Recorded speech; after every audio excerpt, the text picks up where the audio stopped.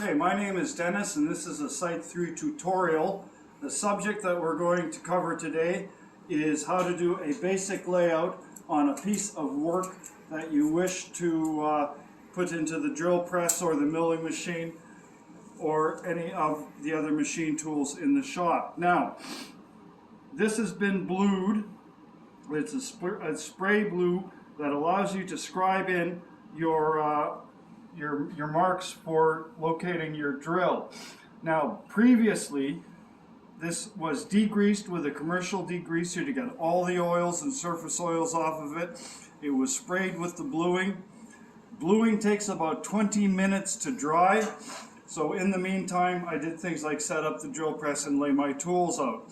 What you'll see in front of you here is a fairly large ruler, a square, a machinist's scribe. This is a spring-loaded prick punch. This is a standard punch. This is a hammer. And this is a machinist's rule. Now, stupid masks. What we have to do is we have to put holes here and a hole here, and it has to be 1 7/8 inches in for the center and 1 inch from the edge. So we turn it like this.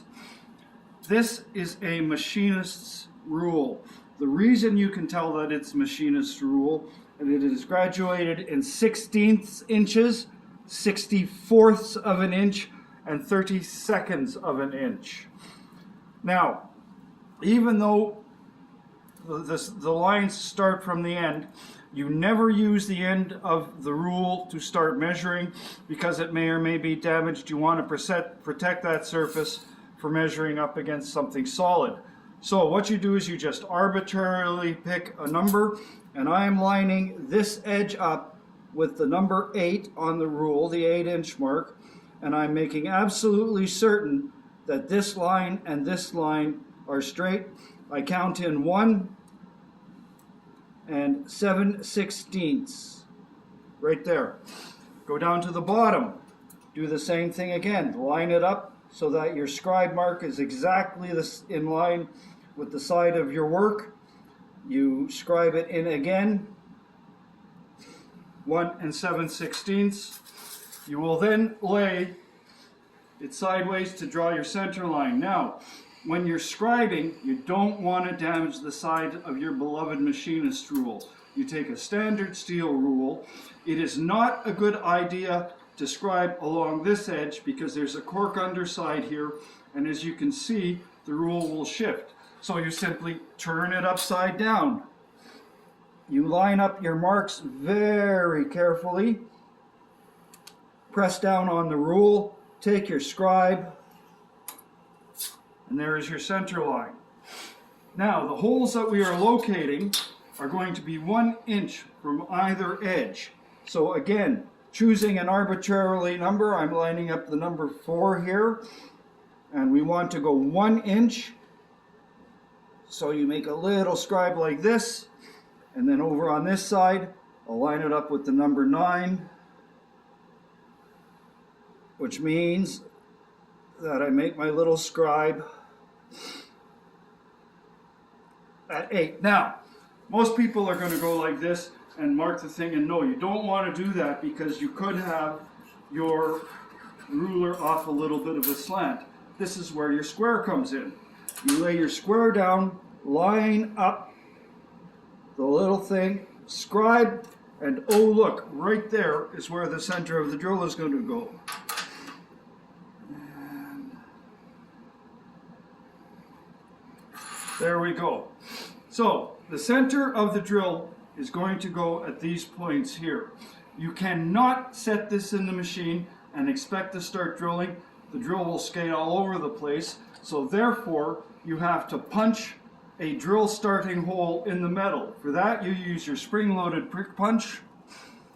What you're going to do is very carefully, you're going to take the center tip of the prick punch and lay it right in the center.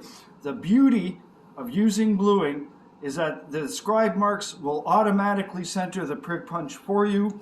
Press down, make the hole, and there it is. Same thing over on this side. Line up the center,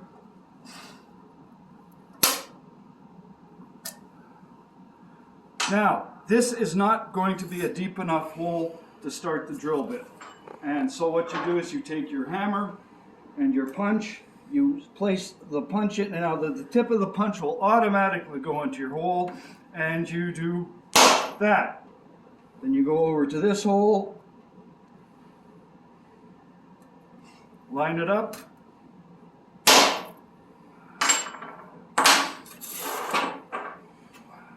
these are the two starting holes that we will use.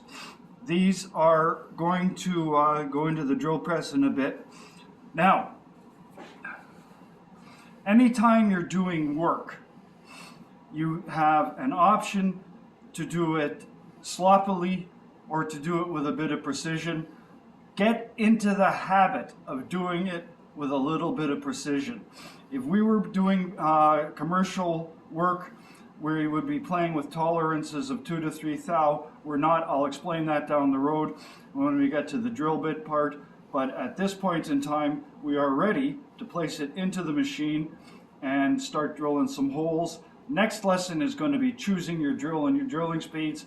After that, we'll do the drill press. And pause.